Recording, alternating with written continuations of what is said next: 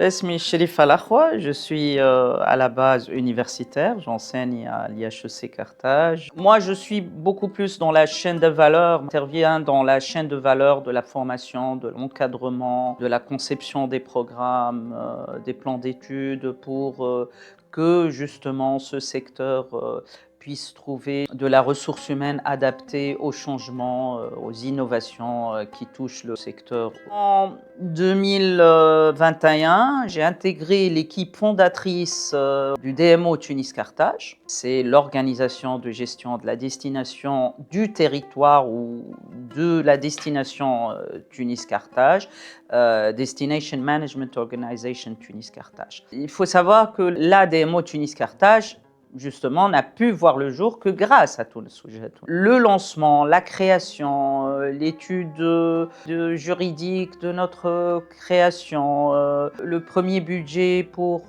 faire démarrer la structure, etc.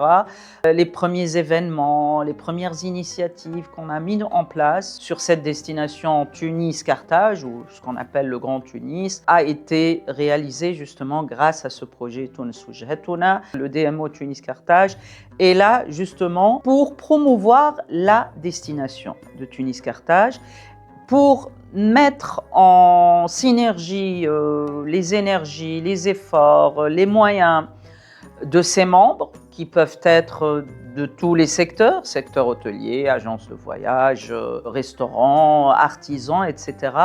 Mettre en commun leur énergie, leur effort et leurs moyens afin de développer de nouvelles offres touristiques, des offres innovantes, des offres justement qui améliorent l'expérience du touriste qui change beaucoup ces dernières années. Par rapport aux initiatives justement qui ont été mises en place depuis 2024, pratiquement tous les 2 mois, développer ou bien mise en place un événement, une initiative pour créer une dynamique dans la destination, dans un quartier, dans un territoire, une dynamique touristique, une dynamique commerciale, qui a permis un petit peu de faire entrer de nouveaux aspects ou innover en matière d'expérience touriste au sein de cette destination Tunis-Carthage.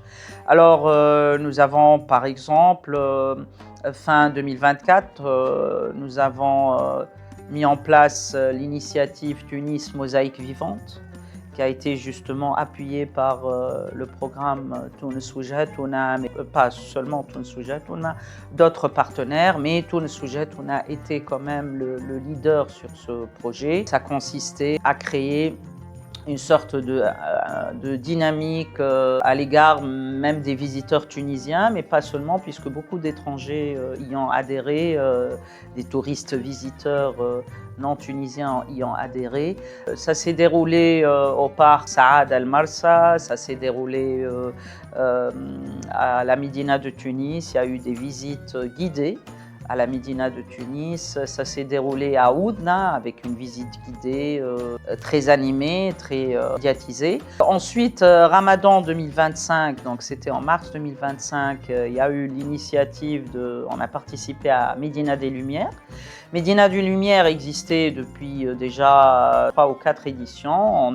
La DMO Tunis-Carthage a pris l'initiative de prendre en charge au niveau exécution cet événement qui s'est très bien déroulé à la Médina de Tunis. En mai 25, il y a eu une autre initiative, Utina Ansel, Oudna Tbaskel. C'était justement de créer cette dynamique pendant au moins une journée. C'était destiné à des familles tunisiennes ou à des touristes, peu importe, de passage à Tunis. On a mis en place des navettes pour que les gens puissent aller facilement à Utina. On a mis en place des aires de jeu, des aires de repos, sympathiques, design, et assez branchés, assez in. Et bien sûr, des visites guidées avec des guides professionnels du site de Utina, qui est un très beau site bien aménagé par ailleurs par le ministère de la Culture. Bien sûr, à côté de l'appui de Tunis Wujhatuna, on a eu l'appui de toutes les structures publiques. Il ne faut pas, bien sûr, négliger cela. Les structures publiques, l'ONTT, le ministère du Tourisme, la MVPPC, qui ont été à nos côtés à chaque fois qu'on on décide de mettre en place une initiative, mais aussi les autorités locales, les municipalités locales, la municipalité de la Marsa, la municipalité de la Médina de Tunis,